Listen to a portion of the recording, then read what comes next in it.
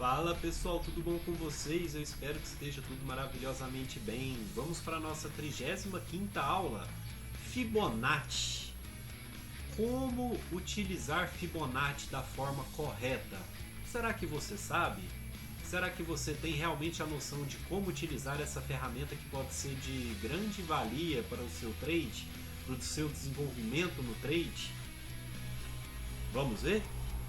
Antes eu gostaria de pedir para que você se inscreva, curta, comente, compartilhe com seus amigos o nosso canal, dá essa força aí pra gente, conto com vocês. Bora pra aula? Roda a vinheta!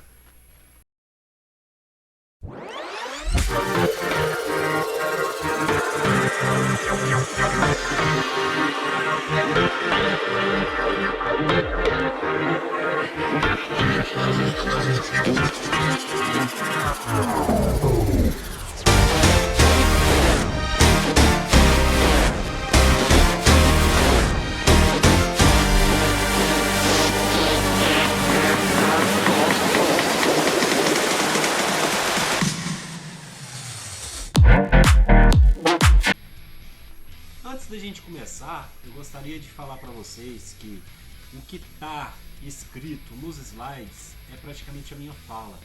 Então, é como se eu estivesse contando a história para vocês de como eu cheguei a utilizar, como eu cheguei aos parâmetros para poder utilizar Fibonacci da forma inovadora que eu utilizo, que na verdade não tem nada de inovador. Na verdade, os grandes titãs já utilizavam desse jeito, ok?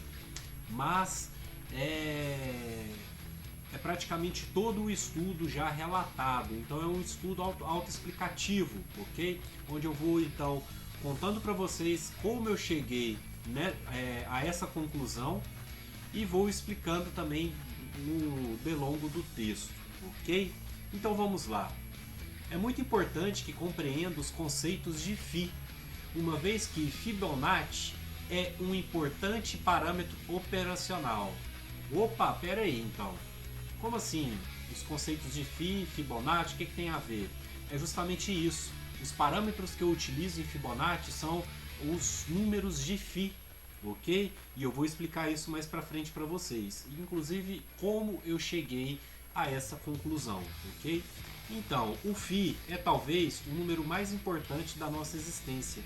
Não apenas no contexto mercadológico, mas universal e divinamente falando.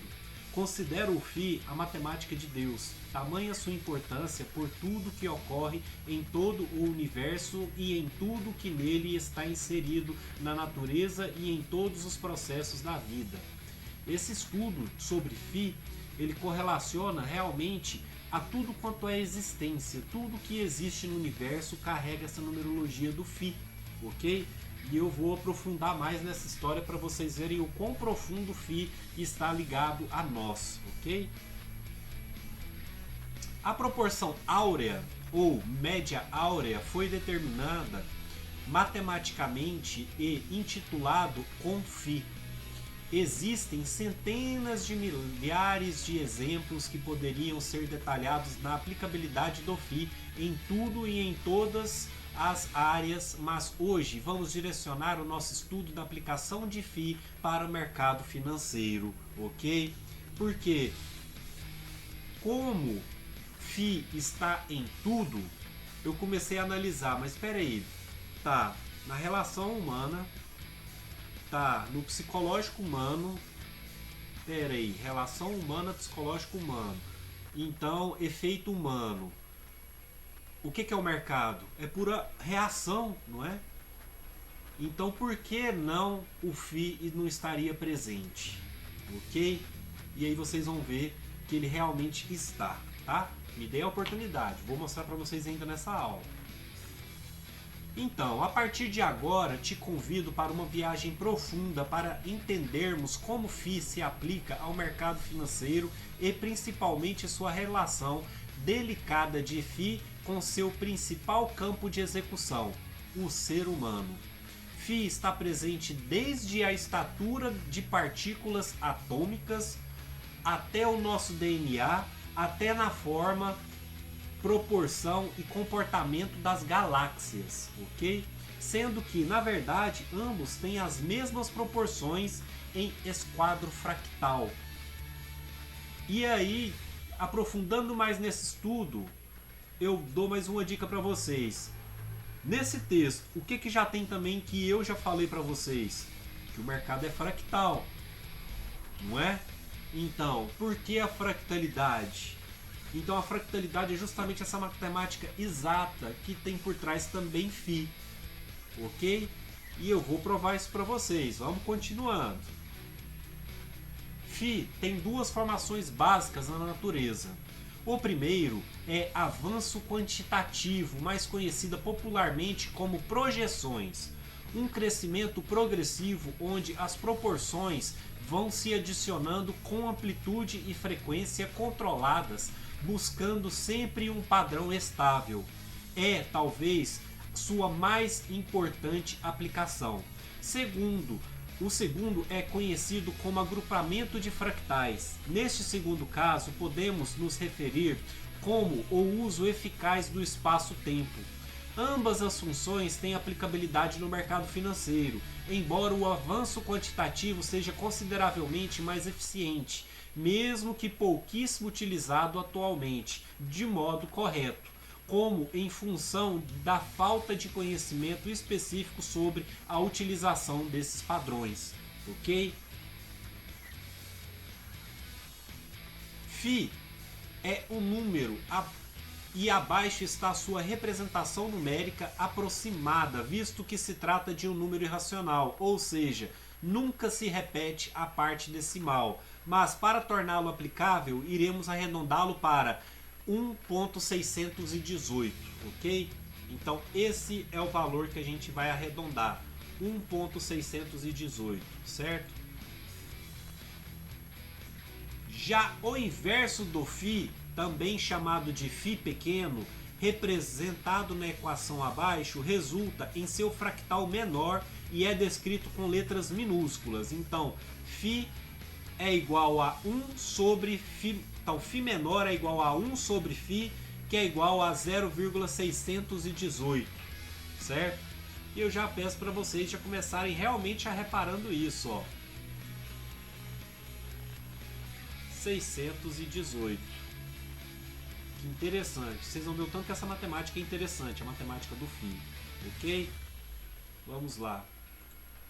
É muito comum vermos esses dois valores ou proporções atuando no mercado financeiro. Consideramos ferramentas fundamentais para os analistas e operadores, desde que usados nos contextos certos e lugares corretos. Temos também os exponenciais de φ, que é quando elevamos o φ a potencial de números inteiros, os quais também são frequentemente encontrados em utilização no mercado financeiro. Então nós temos que φ, vou mudar essa cor, aí, φ é igual a 1,618, e o φ menor, deixa eu botar essa setinha de cá, né? Peraí. Ai, cadê a borracha? Aqui, achei. Ok. Então a gente tem aqui φ. Aqui tá digitado errado, viu? Não tem esse 1. Não tem esse 1. É 1,618, ok? E φ menor 0,618. Φ ao quadrado 2,618. Φ menor ao quadrado 0,318. Φ ao cubo 4,236. Φ menor ao cubo 0,236, ok? São numerações que agora eu vou mostrar para vocês quais que eu utilizo em Fibonacci. Eu utilizo em Fibonacci, ok?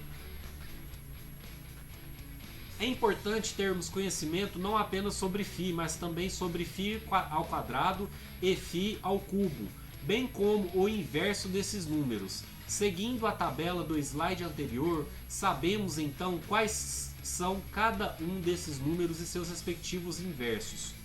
Especificamente, o φ ao cubo tem uma característica e importância diferente que serão explicadas adiante. O φ tem uma característica muito interessante. É o único número onde o produto e diferença resultam em 1. Então, se você pegar φ vezes φ menor, vai dar 1. Se você pegar φ menos φ menor, vai dar 1. Ok? Ele é o único número no universo que resulta assim. Ok?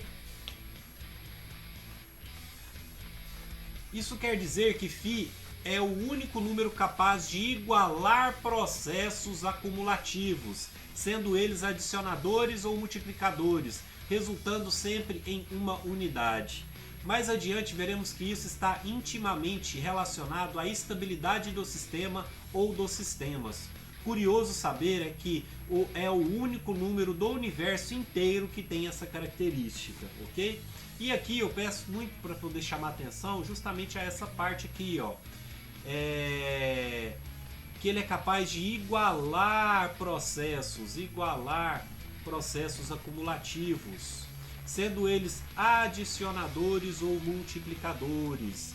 E aí, gente, resultando sempre em uma unidade, ok? Uma unidade. O que mais estamos falando além de mercado financeiro?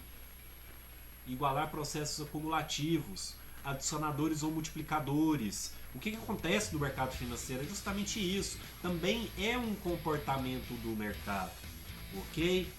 Então, por que não pensar em aplicar FII ao mercado?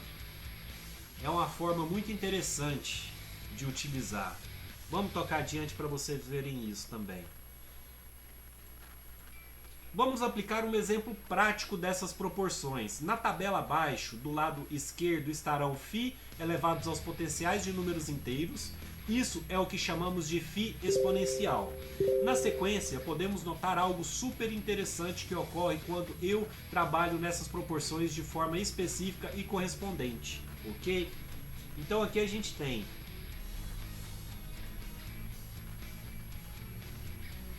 o φ elevado a zero, que vai dar 1, ok? φ elevado a 1, que vai dar 1,618. Aí a gente pega então e soma o anterior com o posterior. Então a gente soma 1 mais 1,618, dá 2,618. Olha só o que deu. Deu φ ao quadrado. Aí a gente pega φ elevado a 1 mais φ ao quadrado, dá 4,236, que é o que? Φ ao cubo. Olha que legal. E aí a gente pega φ ao quadrado mais φ ao cubo, e a gente vai chegar no 6,854, que é φ a quarta, né? E assim por diante, vejam. A gente pega φ ao cubo com φ à quarta, vai dar φ elevado a 5. φ à quarta mais φ elevado a 5 é igual a φ elevado a sexta, ok? E assim por diante. Então sempre vai dar esse tipo de resultado. Olha que interessante, certo? Vamos continuando aí. Deixa eu aproveitar e subir aqui os slides. Aí. O que ocorre é que esse processo exponencial representado no lado esquerdo gera o mesmo resultado do processo aditivo representado no lado direito. Isso nos prova que φ tem uma capacidade sublime de igualar processos, tanto de exponenciais quanto aditivos. É o único número no universo com essa peculiar capacidade, ok? Já mencionei o avanço quantitativo como uma das principais funções de φ, e agora vamos exemplificar isso melhor. Abaixo você vai encontrar uma tabela com o φ elevado aos exponenciais de números inteiros, ok? Então nós temos aqui, ó. Só que aí, já desconsiderando algumas casas, tá legal? Então aqui a gente só está pegando uma casa depois da vírgula, ó. Então, φ elevado a zero dá 1, φ a 1, 1,6, ao quadrado 2,6 e assim por diante. Então, digamos que pudéssemos ajustar esses números até os seus correspondentes inteiros mais próximos. E aí nós teríamos o quê? 1 realmente é 1. 1.6, né? Então a gente já considera 2. 2.6 a gente já considera 3. 4.2 a gente volta e considera 4. 6.8 a gente considera 7. 11.1 a gente volta e considera 11. 17.9 a gente sobe uma, né, e considera 18. 29 é 29. 47 é 47 e 76 é 76 mesmo, já são inteiros, ok? Então, considerando esses números inteiros agora, né, que a gente arredondou para ficar tudo número inteiro, vamos ver. Olha só que bacana essa parte do estudo. Agora faremos um pequeno truque para exemplificar uma interessante série de avanços de caráter aditivo. Trocaremos o primeiro número pelo segundo e a nova série ficará assim. Então vocês lembram que começava com 1, 2, 3, 4, 7. Agora fica assim, ó, 2, 1, ok? Que a gente mudou. Aí o resto fica igual, 3, 4, 7, 11, 18, 29, 47, 76. Após ter trocado de lugar os dois primeiros dígitos, começaremos o exercício realizando a somatória dos números sequencialmente. Vocês verão, portanto, um exemplo de avanço quantitativo de caráter aditivo. Isso quer dizer que o próximo número será sempre o resultado da soma dos dois números anteriores. E olhem só que bacana. Deixa eu só ver um negocinho aqui. Ok. Olhem só que bacana.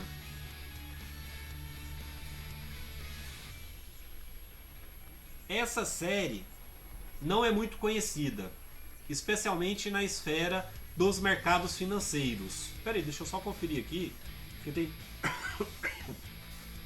Tá. Então, espera aí. Para não perder o fio da meada aí. Então, se a gente somar o anterior pelo da frente, ó, 1 mais 2, 3. Ok? Chegamos no 3. 3 mais 1, 4. 4 mais 3, 7. 7 mais 4, 11. 11 mais 7, 18. 18 mais 11, 29. 29 mais 18, 47. 47 mais 29, 76. Então a gente tem esse somatório sequencial, ok? Que onde você somando com o anterior sempre vai dar o próximo, ok? E isso é só o Fi que tem isso, gente. Essa sequência certinha, essa vantagem de igualar aos inteiros, ok? E isso é muito importante para o mercado financeiro. Por quê? Se você parar para pensar, o mercado financeiro está sempre buscando o quê? Estabilidade. Locais onde o preço se encontre mais estável e procure melhores negociações para buscar o quê? O outro ponto de estabilidade de preço, ok? Então isso é um efeito que a gente já tem no mercado financeiro. Então aqui vamos. Agora sim, essa série não é muito conhecida, especialmente na esfera dos mercados financeiros, e tem como nome de série Lucas. É uma referência ao matemático François-Edouard Antoine Lucas e é considerada uma derivação da sequência de Fibonacci. Embora quase desconhecida, é a série que mais se aproxima do próprio Fi, sendo então de suma importância entendê-la. Ok? Então esse tipo de somatório que eu mostrei para vocês, na verdade já existia, ok? Existia o estudo de Lucas, certo? Vamos lá, continuando. Podemos dizer então que a série Lucas é uma série de números inteiros que representa Φ em seus exponenciais, ok? Então 2 mais 1 deu 3, lembra que a gente fez essa soma agorinha? E aí por diante, certo? Em outra perspectiva, e como prova de que Φ está na série Lucas, podemos criar outro modelo, dividindo qualquer número da série pelo anterior. O resultado, portanto, deverá ser Φ. Então, você pega 76 dividido por 47, vai dar 1,618. 47 dividido por 29, 1,618. 11 dividido por 7, 1,618. Ok? 7 dividido por 4, 1,618. 4 dividido por 3, 1,618. 3 dividido por 1, 1,618. Ok? Então isso é algo que acontece. Tá legal? Mas se dividíssemos qualquer número pelo penúltimo número anteriormente a ele, esse resultado seria correspondente a φ ao quadrado. Em seguida essa lógica, se dividirmos qualquer número pelo antepenúltimo, o resultado será o qual φ ao cubo. Essa lógica é infinita e pode ser projetada no espaço-tempo indefinidamente. Isso prova também que podemos alcançar φ e todos os exponenciais de φ dentro da série Lucas, ok? Então lá, φ ao quadrado, 76 dividido por 29 igual a 2,618. 11 dividido por 4 igual a 2,618, ok? Se analisarmos aqui, ó, na matemática, olha lá, a gente está 11 dividido por 4, a gente está pelo antepenúltimo, ou pelo penúltimo, ok? E aí pelo antepenúltimo então, 11 por 3, não é? Cadê? Opa, aqui, aqui, é aqui, olha lá, 76 por 18, 4,236, 29 por 7, 4,236, ok? Mas aí aqui, ó, 29 por 7, tá aqui, ó, antepenúltimo, né? Ok? Então são esses os cálculos que eu fiz, certo? E aí a gente chega a esses resultados, tudo bem? E eu peço também para que você então já comece a olhar uma coisa. A todo momento eu falo de projetar, ok? Então aqui, por exemplo, ó, em seguida essa lógica dividimos qualquer resultado será infinita projetada no espaço. Não falo momento algum de retrações, ok? Existe uma retração que eu respeito, mas fora isso eu utilizo para projetar, ok? Que mais pra frente eu vou explicar para vocês que inclusive Fibonacci não utilizava para retração, utilizava para projeção. Até porque o estudo que ele fez foi para projeções. Eu vou explicar mais pra frente, tá legal? Então já vão colocando isso na cabeça de vocês e já vão reparando de acordo com o texto. É sempre coisas para projetar à frente, ok? Não para retrair, certo? Vamos lá. Mas e quanto ao famoso e respeitado Fibonacci? Acredito que seja a pergunta que está na cabeça de vocês. Todo mundo conhece ou já ouviu falar na sequência Fibonacci. Especialmente dentro de um mundo financeiro, o Fibonacci é muito usado e discutido sob diversas formas e aplicabilidades por analistas de todas as vertentes e escolas. Todos conhecem a sequência Fibonacci, ok? Fibonacci é uma outra série descoberta e descrita por Leonardo de Pisa, um matemático italiano da Idade Média. Esse matemático desenvolveu essa série após ter lido um livro muito importante e famoso da época chamado Os Elementos, escrito pelo grego Euclides, 18 séculos antes. Euclides estava sobre um importante número na natureza, o qual ele apelidava com a letra grega φ. Muito parecido com a série Lucas, a sequência de Fibonacci também é um resultado gerado pela somatória de dois números anteriores, embora a sequência de Fibonacci tenha o seu início diferente. Por que tem um início diferente? Porque inicia com zero, ok? Os demais não iniciam com zero. Mas o restante, ó, 1, 2, 3, 5, 8, 13, 21, 34, 55, 89, 144. Ok? As duas séries podem ser consideradas irmãs, apenas têm seus dois primeiros dígitos diferentes, porém respeitam, no fim, as mesmas proporções. E o processo que eles seguem também é exatamente o mesmo. Existe uma crença por uma parte considerável de analistas técnicos que esta sequência é quem manda no mercado financeiro, que Fibonacci manda na geometria dos preços e no timing do gráfico. É exatamente aí onde está toda a confusão, ok? Não é Fibonacci quem manda nessas coisas. Usando um conhecimento de mercado, posso dizer que Fibonacci é apenas um derivativo, ok? Como já disse, Fibonacci é uma sequência de números baseados em um avanço quantitativo. é também um derivativo porque quem manda nessa série é o φ. Ou seja, Fibonacci também respeita essa proporção, que é o φ. Do mesmo modo que na série Lucas, dividindo qualquer número pelo seu anterior, o resultado será sempre φ. Dividindo qualquer número pelo penúltimo, chegamos a φ ao quadrado. E dividindo qualquer número pelo antepenúltimo, encontramos φ ao cubo. Abaixo mostrarei alguns exemplos respectivamente. Independente de quaisquer números selecionados, essa regra sempre se aplica e sempre obtém os mesmos resultados indefinidamente. Ok? Aí aquela divisão de novo, né? Igual a 144 por 89, 1,618, que é φ elevado a 1. 89 por 34, 2,618, que é φ ao quadrado. Φ ao cubo, 21 por 5, vai ser 4,236 essa divisão, ok?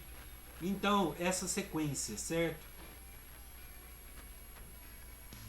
Ai, peraí.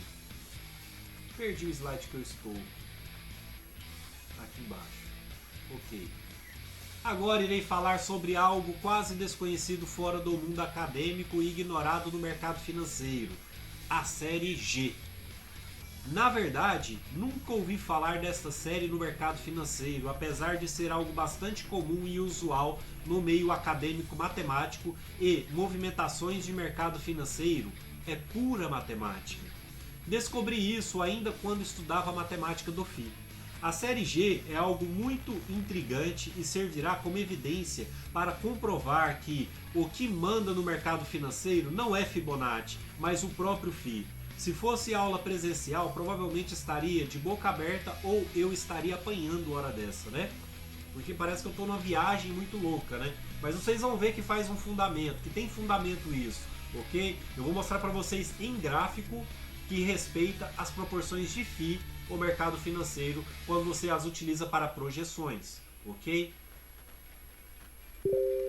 A série G é um avanço quantitativo baseado em dois números aleatórios. Abaixo segue o exemplo de algo que provavelmente você não sabia e vai deixá-lo bastante intrigado. Vamos começar a nossa sequência com 4 e 9. Inicialmente seguiremos o mesmo processo aditivo para criarmos os próximos números, ou seja, somando um número ao seu anterior. Então começamos com 4 e 9, né? 4 e 9, 13. Então vamos lá. 9 mais 13, 22. 13 mais 22, 35. 35 mais 22, 47. 47 mais 35, 82. 82 mais 47, 129. 129 mais 82, 211, ok? E aí chegamos a esses números. 4, 9, 13, 22, 35, 47, 82, 129 e 211, tá? O mesmo processo que é feito nas séries Lucas e Fibonacci gera esse incrível resultado. E para comprovar que podemos fazer o processo de dividir qualquer desses números pelo seu anterior, resultando em φ, dividir qualquer número pelo seu penúltimo e alcançar φ ao quadrado, tal como o antepenúltimo também e alcançar o φ ao cubo, ok? Vão acontecer as mesmas coisas. Pode fazer aí a divisão que vocês vão ver. Portanto, qual a conclusão que se chega do que realmente é importante? Quando a série Lucas foi estabelecida, esta começou com o próprio φ elevado a seus exponenciais de números inteiros, portanto φ estava dentro da série Lucas. Quando estudei a sequência Fibonacci, comecei com os números 0 e 1 e segui com o processo aditivo, além da relação com seus exponenciais. E mesmo com números aleatórios, φ é justamente a proporção que coordena o processo. Isso significa que no processo de avanço quantitativo, o que realmente importa e quem realmente manda é o φ e não Fibonacci.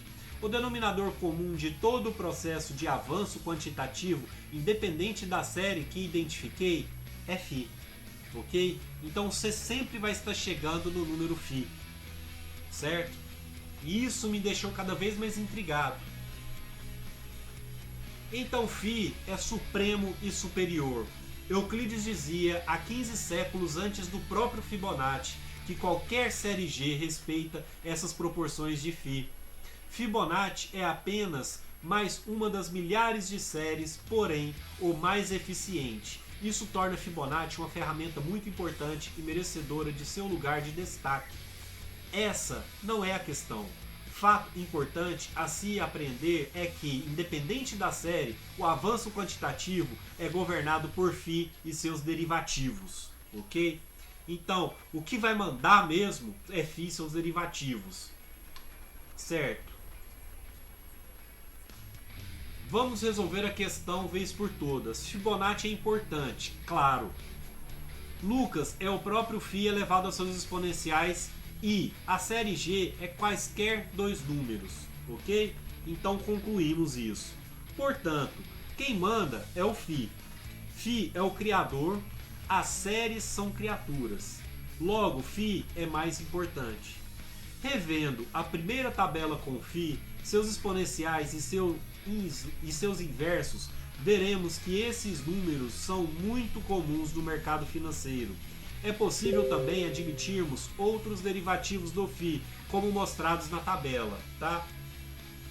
Então aqui a gente tem, ó, φ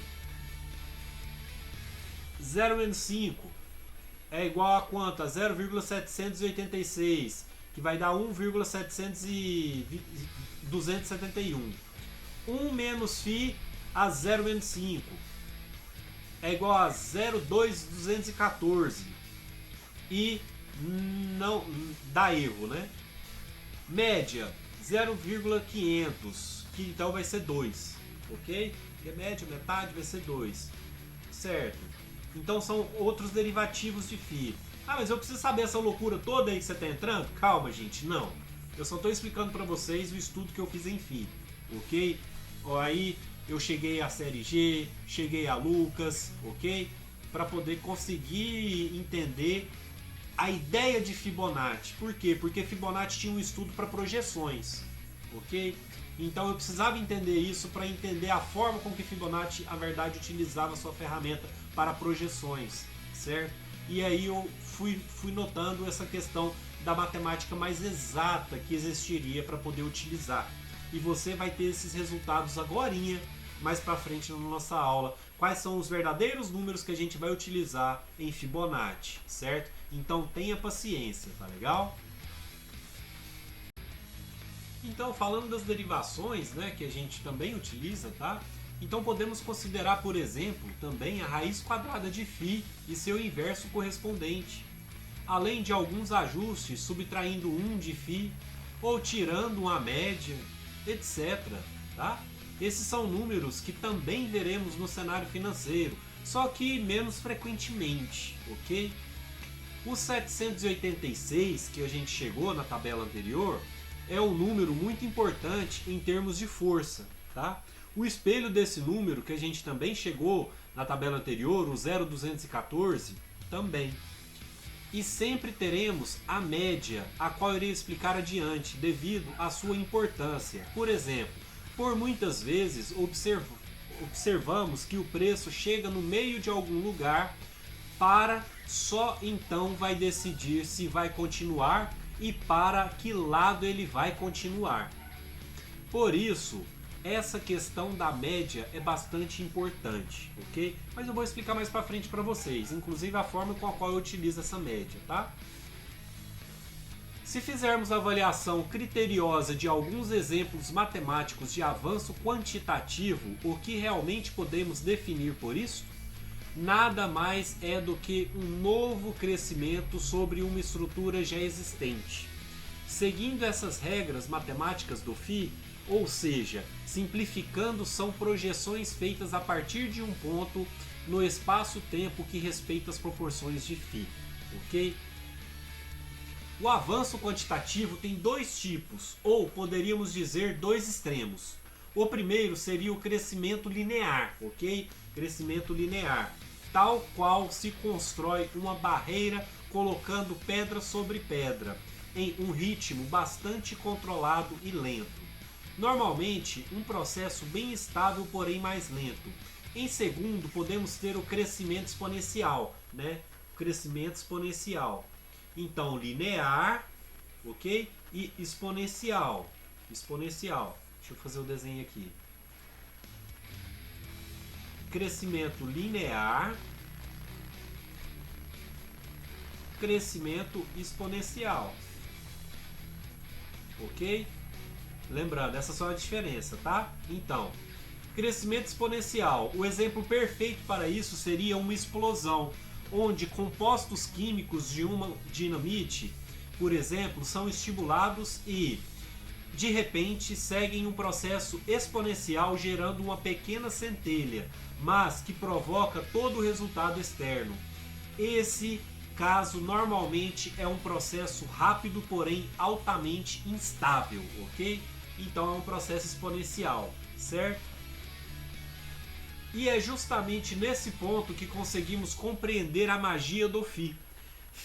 Φ é o único número ou proporção onde os processos aditivos e exponenciais são iguais. Lembre anteriormente, quando elevamos Φ aos seus exponenciais, os somatórios desses números geraram o mesmo resultado. Podemos concluir que tanto o processo exponencial quanto o processo aditivo para Φ são iguais.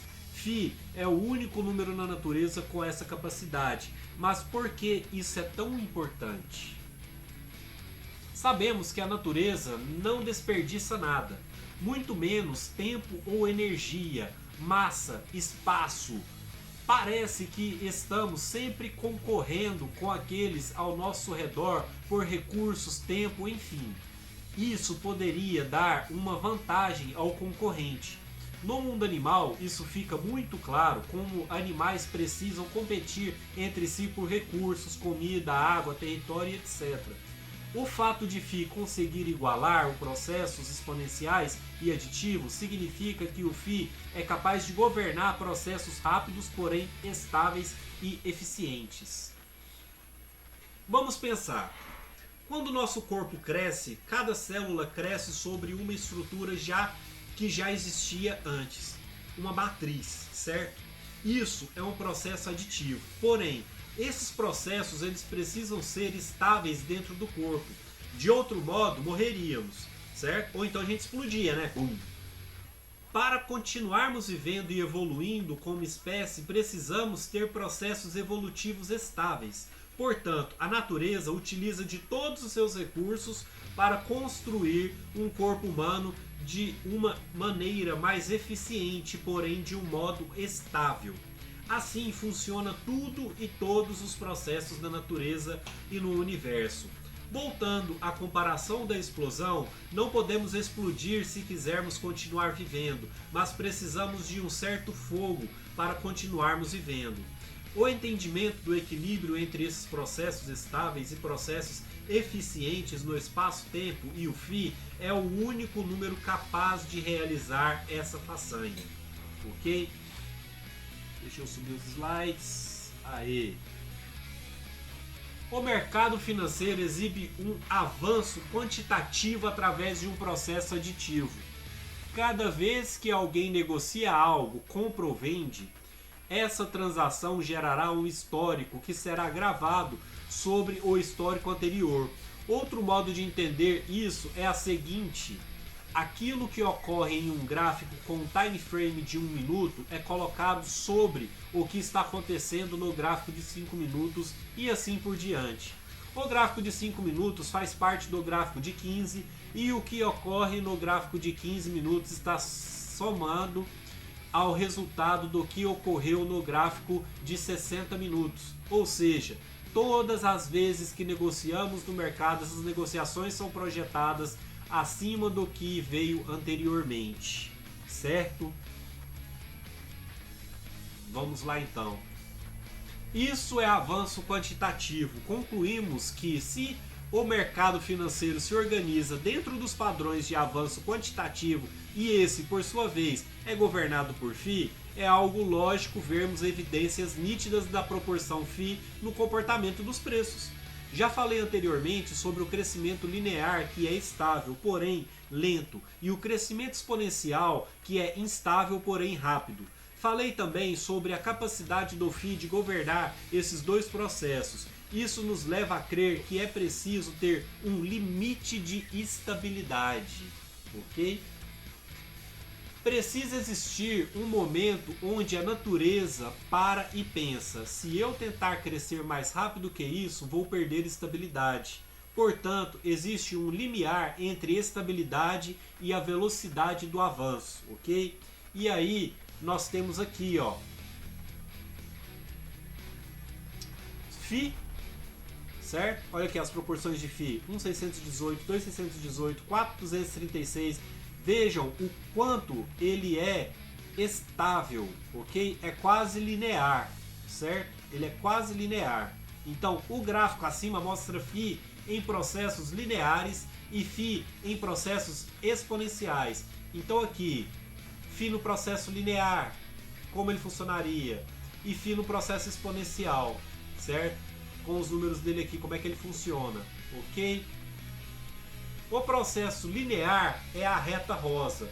Isso é φ somado a ele mesmo, ou seja, cada vez que desejamos avançar, somos φ, né, que é 1,618, ao número atual. Se cria um padrão linear que nunca muda, de mesmo termo e alta estabilidade, ok? Porém, podemos notar que a linha azul é o φ, no pai, azul, de mesmo ritmo e alta estabilidade, ok? Porém, podemos notar que a linha azul é o φ exponencial. Note que até φ ao cubo, o ritmo do processo de φ linear é equivalente ao ritmo do processo de φ exponencial. E após φ ao cubo, vemos o gráfico exponencial acelerando muito forte. O ritmo começa a ganhar muita aceleração e o gráfico ganha muitas inclinações. Qual é o resultado disso tudo? Se formos lógicos o suficiente, φ ao cubo 4,236 representa o limite da estabilidade entre os processos aditivos e exponenciais do φ. E, dado o fato que estamos sempre pensando em termos fractais, o inverso de φ ao cubo, que é 0,236, também tem função de marcador de limite de estabilidade, ok? Podem reparar aqui, ó.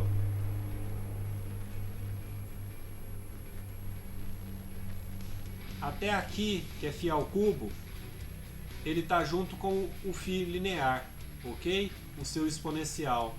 Daqui para frente é que ele acelera. Tá, mas e qual que é o interesse disso? 4,236, vocês vão ver mais para frente. É o limite que eu utilizo em Fibonacci. É o φ ao cubo, ok? Vamos explicando aí mais para frente, bora lá. Opa, vou fechar aqui, aí. Precisamos refletir e entender bem esse conceito, porque isso é muito importante.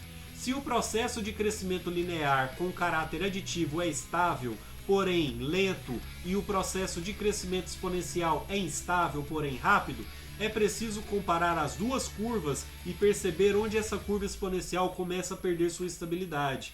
Isso acontece exatamente quando o crescimento atinge as proporções de φ ao cubo, ou inversamente proporcional quando atinge as proporções do seu inverso, ok?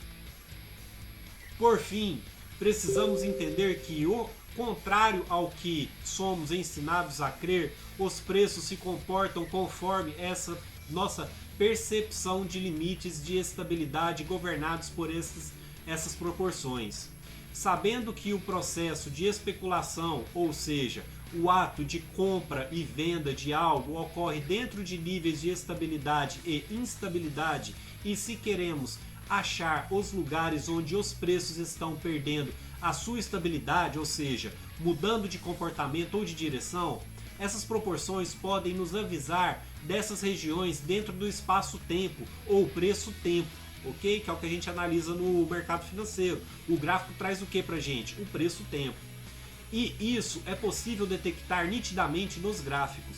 Vamos assistir de modo recorrente os limites da estabilidade do comportamento dos preços governados por determinadas proporções, uma vez que isso governa tudo, inclusive o modo como nosso cérebro funciona, as proporções que temos intrínsecas em nossas mentes. os padrões comportamentais aos quais regimos e, por fim, a maneira como entendemos e reagimos a tudo da nossa volta. Não seria diferente de como quando atuamos no mercado e diante dos gráficos de preços. Então, aí eu já pergunto para vocês, se isso está incrustado no nosso comportamento humano, por que não vai estar incrustado também na programação dos robôs? Os robôs que foram programados por nós, seres humanos, não é? Só que foram programados para nos livrar, conseguir operar de forma que livre completamente da emoção. Mas então, ainda mais o porquê não existiriam certos padrões comportamentais. E esses padrões comportamentais que dão essas certas movimentações no mercado, ok? Por que elas também não existiriam hoje em dia, sendo que os robôs foram programados por nós, seres meros mortais, certo? Foi uma das coisas que eu pensei, ok? E é uma das coisas que eu convido você também a pensar. E vocês vão ver que o caminho lógico a ser seguido aí é o seguinte, é que vai existir essa forma de padrão, vai existir esse ritmo pro rumo onde a gente vai precisar buscar então essa estabilidade. Por quê? Porque no mercado financeiro a gente tem que o preço está sempre buscando pontos estáveis para serem negociados. E essa estabilidade, embora seja o mercado financeiro de movimentações em modos exponenciais, certo? Mas ele precisa de uma certa estabilidade, porque senão assustaria todo mundo, certo? Então os robôs precisam atuar de uma forma que seja o quê? Uma forma mais humanizada possível, ok? E que então as reações dos robôs sejam adequadas às próprias reações, né, que a gente vê no mercado, que são as reações que as pessoas têm, ok? E é isso que você vai notar que a gente vai encontrar. E por isso a gente utiliza as delimitações de Phi. Tudo bem? Vamos continuando aqui. Uma vez que o mercado financeiro é um eixo cartesiano virtual entre preço e tempo, como já demonstrei nas aulas passadas, prova disso tudo explicado nos slides anteriores é quando colocamos um teste essas proporções no tempo. Por exemplo, Φ ao cubo, ou seu inverso, né? Então Φ ao cubo é 4,236 ou o inverso que é só 0,236. Então, por exemplo, Φ ao cubo separam o número de dias da semana e no número de dias no mês. A proporção de 24 horas em um dia ou as 4 estações dentro de um ano e seus ritmos. Ou então o batimento cardíaco basal de um ser humano deve ter a proporção de Φ ao cubo em relação ao limite do esforço cardíaco aceitável. E isso são dados da OMS, tá legal? E foi uma das coisas que me fez mais acreditar em Φ, porque Φ está muito nas proporções, tudo bem? Você sabia que seu DNA apresenta essa mesma proporção? O DNA tem a sua geometria em proporções exatas de Φ, Φ ao quadrado e Φ ao cubo. Suas proporções físicas tendem para o belo quanto mais estiverem a respeitar o Φ. O número de ossos que existem em seu corpo está em proporção de Φ ao quadrado com os seus músculos para conseguir sustentá-los. A temperatura ideal de conforto para nós é algo entre os 23 e 24 graus, que é exatamente a relação de Φ ao cubo em relação ao ponto de ebulição da água, que está a 100 graus Celsius. Se não conseguiu entender o que eu estou querendo dizer nesse exato momento, eu peço para que você se recorde do seguinte: 75% do seu corpo é de água, é formado por água. Então por que essa temperatura é a temperatura mais gostosa de se viver? É a temperatura mais confortável para os seres humanos. Entendeu? É Φ ao cubo. Tá legal? Vamos lá. Isso eu estou tentando demonstrar para vocês justamente para vocês conseguirem notar o tanto que Φ está ligado a tudo. A tudo. E por isso eu ligo ele também ao mercado financeiro. Ok? Porém, dentre tudo isso, uma coisa é importantíssimo ressaltar. Não existe nada que se baseie em proporções além de φ ao cubo. Em tudo que φ de seus derivativos e inversos estão coordenando, φ ao cubo é o limite.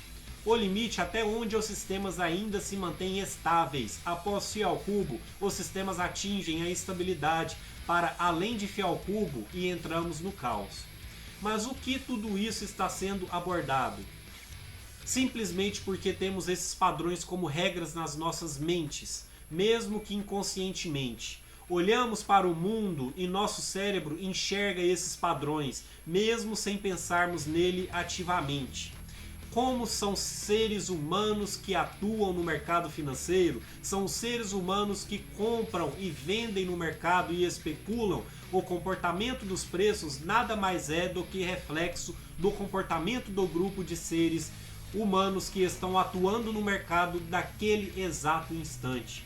Logo, o gráfico reflete todos esses padrões e proporções porque elas são a matemática que regem nossas vidas e nossas decisões.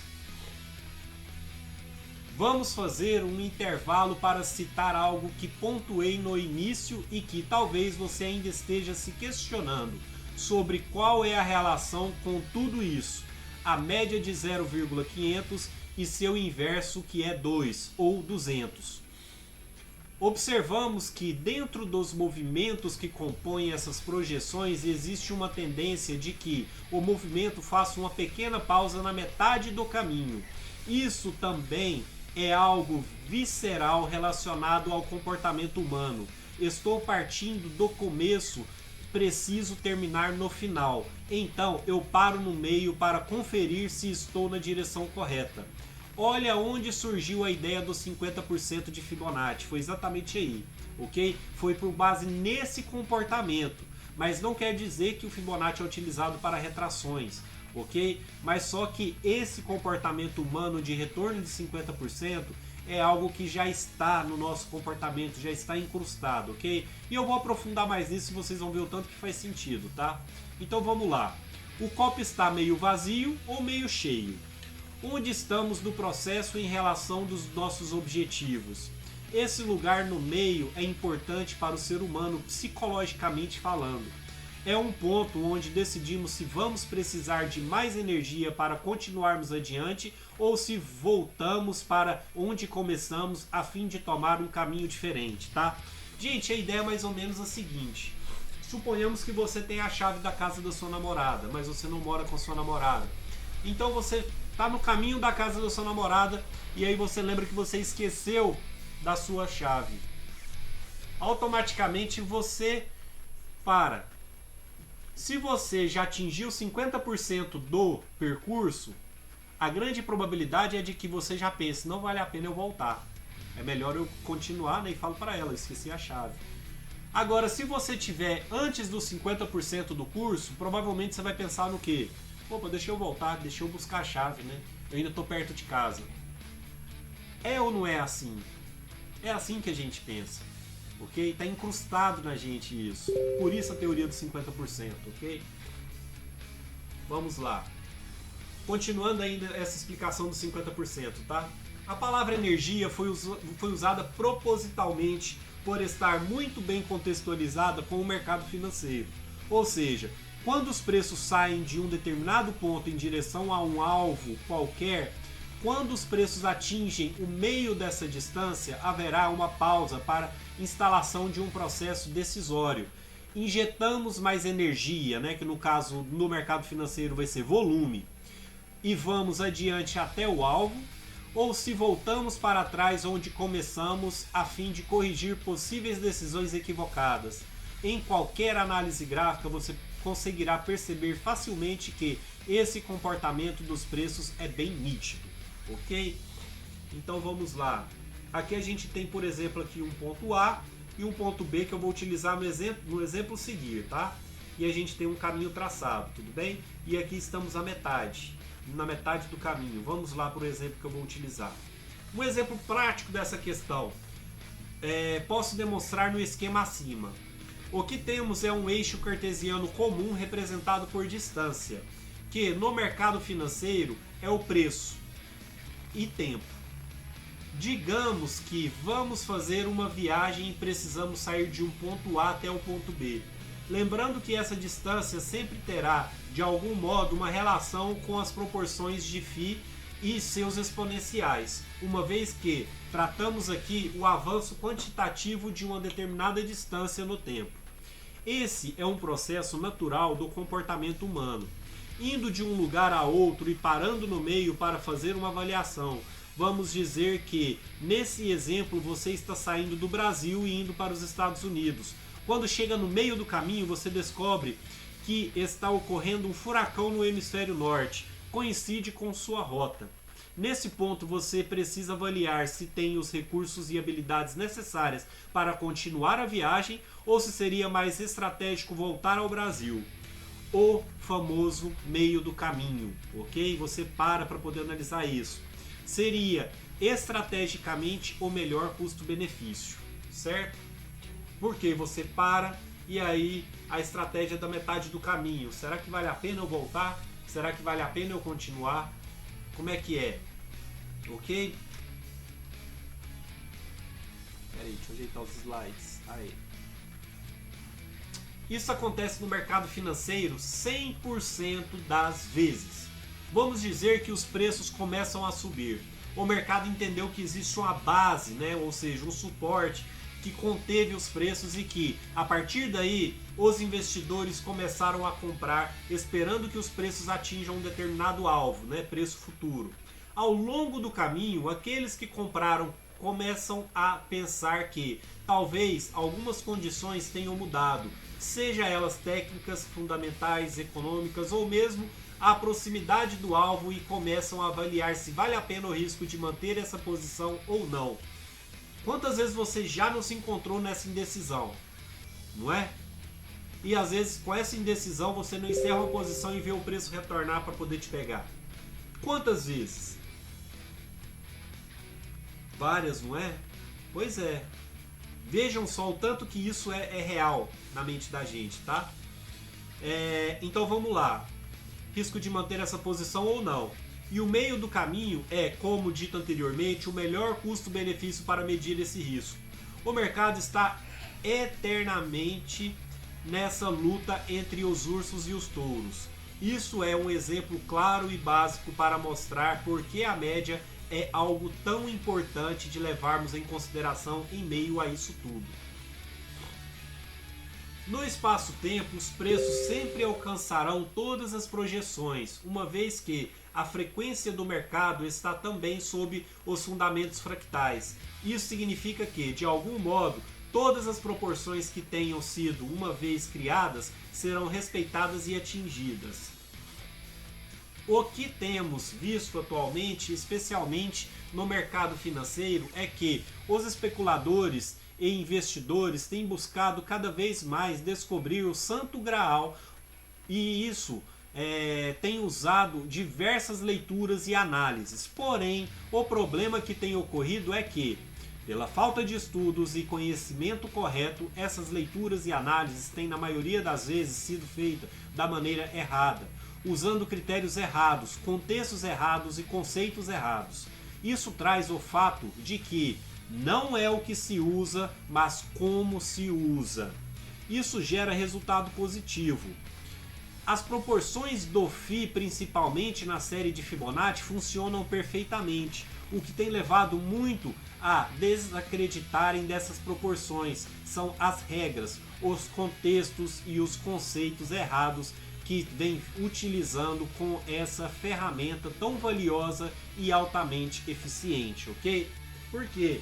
Porque acaba que utiliza daquela forma de retração, mas nem sempre dá certo. Mas por que não dá certo? É porque essa não é a forma de utilizá-la, ok? Não é na forma de retração que a gente utiliza. Então é por isso que, geralmente, quantas vezes você não utilizou essa ferramenta Fibonacci para retrações e deu errado na sua mão? E eu ficava pensando, cara, mas Fibonacci, por que Fibonacci erraria desse jeito? Pô? Ele foi um grande ícone do mercado financeiro. Não é possível que o cara ficava mais no loss do que no gain, não é? E aí foi quando eu comecei a aprofundar os estudos para entender a forma correta que ele utilizava Fibonacci, ok? Que ele utilizava a ferramenta dele, né? Que ele utilizava Fibonacci. Então, foi aí que eu fui chegando nesses estudos, ok? Vamos lá.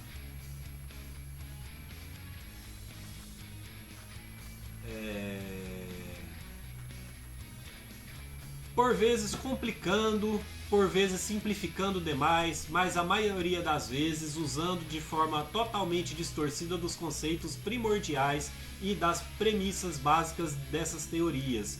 Costumo dizer aos bastidores que a grande maioria das pessoas que usam Fibonacci atualmente, ao menos aquelas que o aplicam no mercado financeiro, ou usam de uma forma que nem o próprio Fibonacci usava, ok?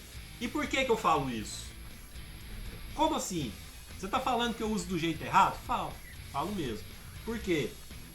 Cara, primeira coisa, vamos lá. Para que Fibonacci iniciou o estudo dele? Porque ele tinha uma criação de coelhos. E ele queria saber as projeções em que iriam aumentar a sua produção de coelhos. Certo?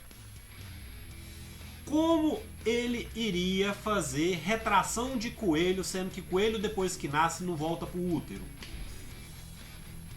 Então é impossível. Ele não utilizava para retrações. Ele utilizava essa ferramenta para projeções. Ou seja, hoje eu tenho 2 coelhos, esse casal, então, reproduziu 3, certo? Então vamos lá. Ou sei lá, reproduziu 2, ou reproduziu 1, eu não sei quantos coelhos nascem de uma coelha. Mas então tá, vamos pôr 1. Então nasceu um coelho. E aí a coelhinha entra no cio de tanto em tanto tempo. Então, em um ano, quantos coelhos eu vou ter? Ok? Então a projeção era justamente essa. Certo? Não tem momento algum Fibonacci utilizando para retração.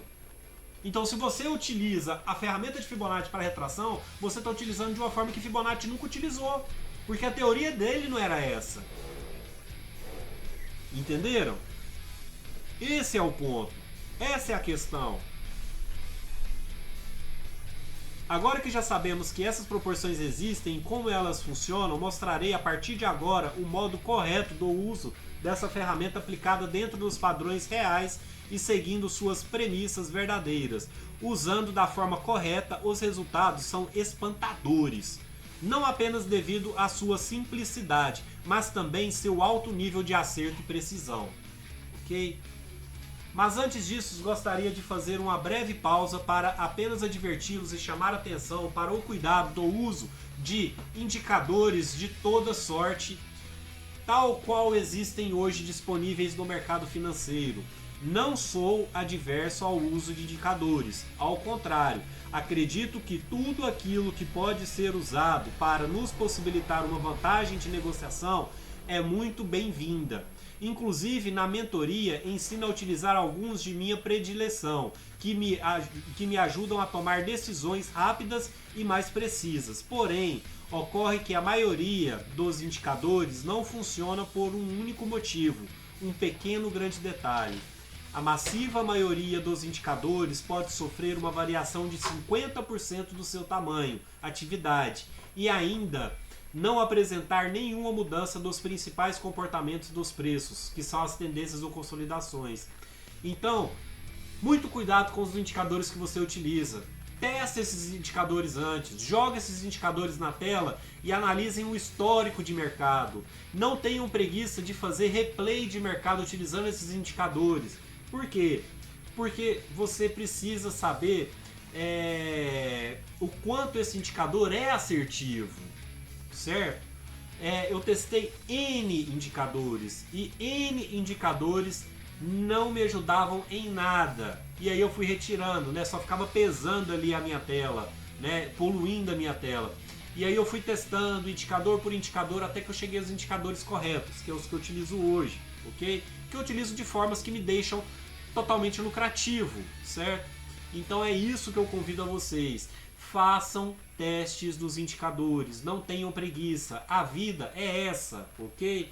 Se você estivesse fazendo medicina, você teria que estar indo fazer as suas viagens aí, provavelmente todo ano, para poder se atualizar, não teria? A mesma forma são os estudos na vida do trader. Então, se você quer seguir a carreira, né, fazer day trade, você não pode ter preguiça de testar os indicadores, você precisa testar esses indicadores, ok? Então teste-os, tá? Por quê? Porque a massiva maioria dos indicadores pode sofrer uma variação de 50%. Então 50%, se concorda comigo, já é contar com a sorte, porque você tem uma chance para uma chance de não acontecer. Então isso aí pra mim é jogar com a sorte, certo? Não vale a pena usar indicadores assim, correto? Bora pra frente? Quando descobri isso, esse fato mudou todo o meu entendimento sobre análise técnica, uma vez que foi provado para mim que não havia quase nenhuma precisão na maioria dos indicadores disponíveis atualmente. Eu precisava olhar o mercado de outra forma, de uma forma que ninguém enxerga, ou da mesma forma que enxergam aqueles que são os controladores do mercado. Mas o tema é Fibonacci. Deixa essa história para outra live, tá? Talvez mais para frente eu faço uma live para falar sobre esses indicadores, o que você analisa em indicador, quem sabe mais para frente, né? À medida que o canal for crescendo, né? Quem sabe quando a gente fizer a meta aí de 1000 seguidores, se a gente não continua aí, não solta uma live dessa, né? Então é uma meta bacana para ser feita. Tudo bem? Vamos lá. Sendo assim, sabemos que Fibonacci fez seus estudos com uma família de coelhos. É o que eu disse para vocês agorinha, mas vamos lá. Então temos que no estudo dele não trata em momento algum de retração. Isso mesmo. Afinal, já viu o coelho destendo o filhote? Pela análise de Fibonacci, os coelhos se reproduziam e aumentavam de uma determinada forma. Então, só existe a possibilidade de utilizar Fibonacci para traçar pontos de decisão para a saída de operações ou fazer alavancagens, ok? Então é para isso que a gente vai utilizar Fibonacci, para a gente utilizar para pontos de operação ali para saída, que a gente já está vendo, que por exemplo, quando chegar no Fio ao cubo, eu já não quero estar mais posicionado, porque eu já sei que acima de Fio ao cubo, se sair, é alguma coisa grotesca que está aí acontecendo e que vai ter tanta volatilidade que pode voltar no dedão do pé, ok? Pode rasgar sua tela aí no meio e voltar no dedão do pé, o mercado financeiro. Ou subir de um jeito aí que vai furar o telhado da sua casa, certo? Então vamos com calma, né? Vamos utilizar a Fibonacci da forma correta, porque daí você já vê e consegue fazer um dinheiro, uma certa lucratividade melhor, para forma mais segura possível, ok? De uma forma segura, coerente, porque é isso que você precisa pôr na sua cabeça e que eu estou tentando enfiar na cabeça de vocês o curso inteiro. O rumo da consistência está aí, ok? É justamente isso, você precisa entender as movimentações de mercado corretamente, o que o mercado fala com você, para que você faça determinado valor que para você esteja bacana, ok? E não ficar o dia inteiro procurando operação, procurando cada vez mais, não. Então, você já teve ali a sua você já teve ali seu lucro, né? E já está satisfeito com ele, já é um valor decente, um valor bacana. Encerra a sua posição. Não que você não entre novamente, mas já encerra a sua posição. Vamos então esperar para ver o que mais que o mercado possa dar para você, ok? Embora isso aí não seja aconselhado, porque você está no mercado financeiro é para ficar trabalhando igual a sua carga horária de CLT, ou você está no mercado financeiro para você ter uma certa disponibilidade de tempo e poder curtir melhor a sua vida, não é? É uma das coisas que você tem que ter para parâmetro, né? Mas vai que você está no início e está tentando organizar um capital para investir, né? E é por isso então que eu falo isso. Então estipule certas metas para você, para determinados trades, igual chegou em Fio ao cubo, não faz sentido você continuar nessa posição, encerra ali em Fio ao cubo, coloca esse dinheiro no bolso, espera para ver o que o mercado vai reagir, para ver o que vai acontecer, para você montar uma nova posição depois e conseguir aumentar mais o seu lucro, ok? Vamos lá, continuando então com a aula. Finalmente, né, o slide tão esperado. Então com isso traçamos o Fibonacci na retração do pullback, ok? Retraçamos o Fibonacci na retração do pullback do movimento anterior, que seria uma onda válida de Elliott, ok? Então por isso que eu dei a aula de Elliott. É muito importante isso, tá?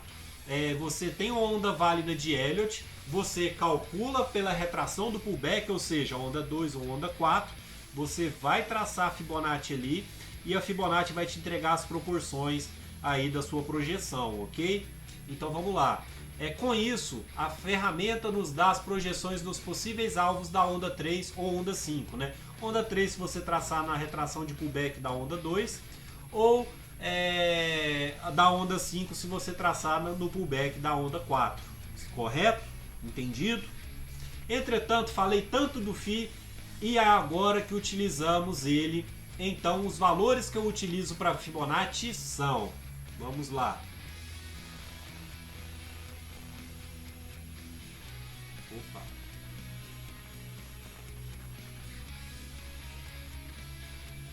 Cento e 61,8%, que é a razão áurea.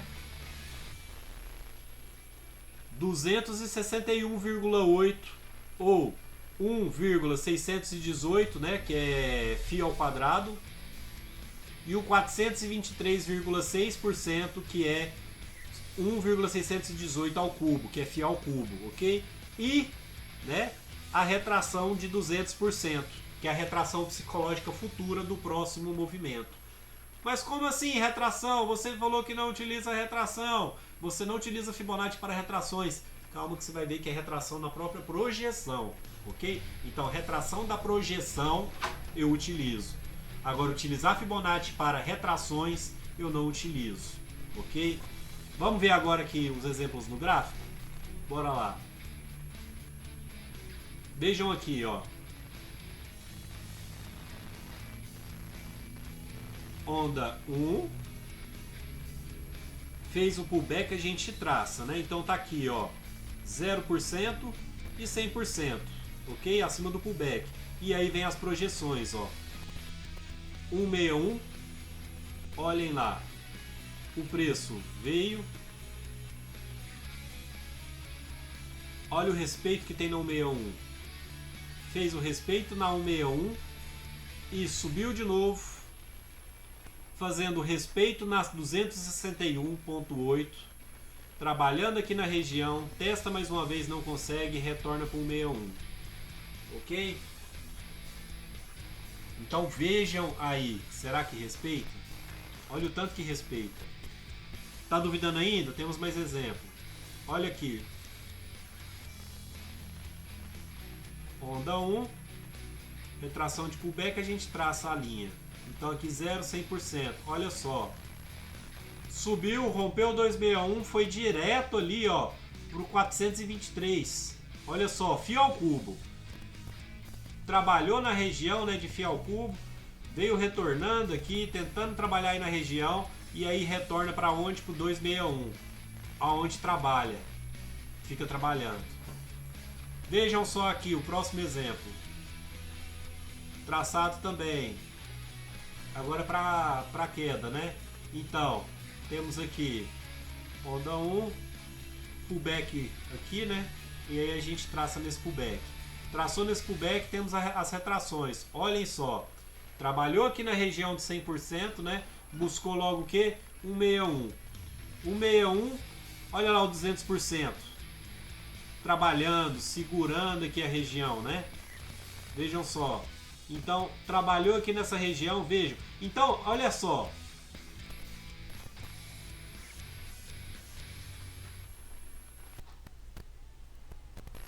Aqui a gente tem gatilho. Certo? Entra. Deu uma retornadinha? Deu. O stop tá aqui acima, né? Tá aqui acima da região do zero. Deu uma retornadinha, ele cai. No que ele cai, olha aqui, ó. As oportunidades que Fibonacci te dá. Certo? 100% daria uma parcial, 161% daria outra parcial. Trabalhou na região aqui dos 161%, né? Você pode estar trazendo o seu stop aí, né? Aí aqui, por exemplo, o seu stop já estaria nessa região aqui, né? Atrás de 100%, né? Aí o preço caiu novamente, né? 200%, nova parcial. 261%, nova parcial. Ou então Parcial, fez aqui rompimento, olha aqui tá dando oportunidade de alavancagem, você realavanca, piora um pouquinho seu preço, mas olha lá, o preço desenvolve, e aqui você já faz parcial no 261. Fez movimento de novo, você pode alavancar de novo, saída inteira, aqui embaixo, ó, 400%, 423. Olha só formas de operar, ok? Então fez gatilho, você fez a sua entrada, o stop está atrás do 0%. Vai seguindo aí o mercado, você tem essa oportunidade de fazer realização, você tem a oportunidade de fazer alavancagem, você tem a oportunidade de fazer parcial, ok? E é assim que eu utilizo o Fibonacci, gente. Eu espero que tenha ficado bem entendido na cabeça de vocês, espero que tenha ficado muito claro. Conto com que você curta, comente, compartilhe com seus amigos do nosso canal, curta com a sua inscrição também, ok? Conto muito com isso. Um abração para vocês, até a próxima aula e tchau, tchau.